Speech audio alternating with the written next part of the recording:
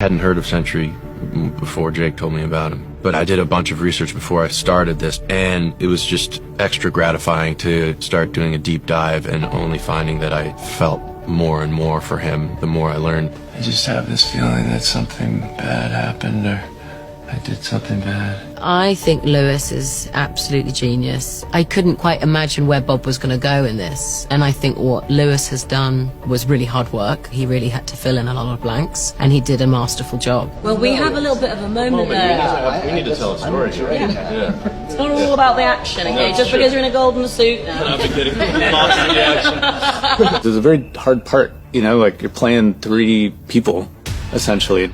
Luckily, Jake, had a very clear-cut idea of how we could kind of map it out in a more logical way. We would have a call every weekend and kind of talk about what was coming up for the week and really try to map out, like, what are the beats this week? Which of these beats are Bob beats, which are Sentry beats, and which are Boyd beats? Don't hurt Robert the hero. Bob's introduction is a pretty good one, I think, because you just get out of this massive fight sequence with all these superheroes, and then this weird guy just appears. It's getting so tense in here.